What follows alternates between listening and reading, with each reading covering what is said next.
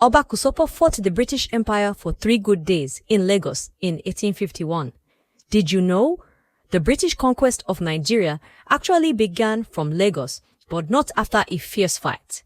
During the final invasion, the King of Lagos battled the British in December 1851 in an epic battle, which was a return match after he had defeated them in months earlier in Lagos Island. However, the fall of Lagos didn't come from British firepower alone. Someone from within undermined him. Who was it we will find out later in this episode? The British claimed to have invaded Lagos to end the human trade, but was that the real reason? Or was it revenge for their earlier defeat, and a move to control the lucrative trade of Lagos? Day 2 of the conflict uncovers the defining moment of the battle.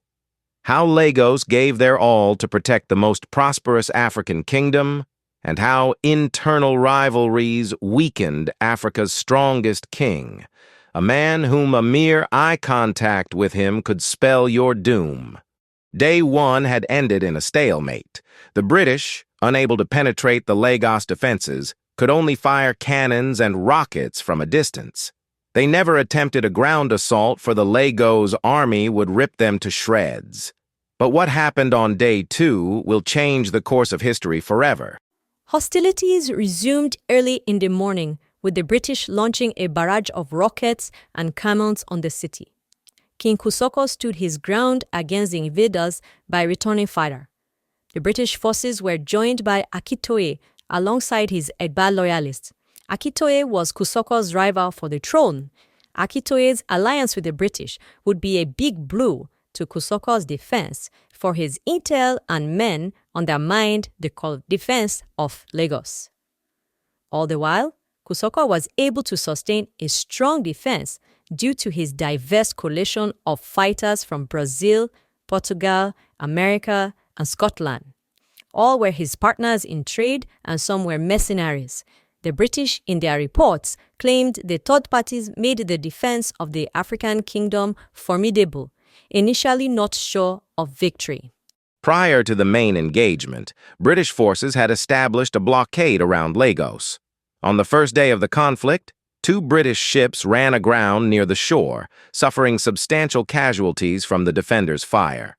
Among those trapped was a Yoruba-born captain, James Labulo Davies, who was amongst those who sustained injuries amidst the intense bombardment.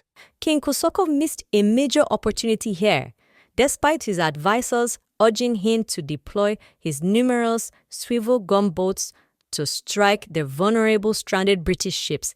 He refused. His battle captains were eager to launch an attack and sabotage the enemy vessels, but Kosoko had a different plan. He anticipated that the British, frustrated and desperate, would attempt a grand assault where his overwhelming numbers could crush them once and for all. But this decision proved costly. Once freed, the British ships unleashed devastating firepower, bombarding the entire island with rockets and cannons. Their destruction was immense, yet the warriors of Lagos did not retreat. From behind their fortified fences, deep trenches, their numbers only grew, ready to resist to the very end. During these critical moments, the famed Amazons of Gahome arrived in Lagos. They had been sent by their king in response to Kosoko's request for reinforcements.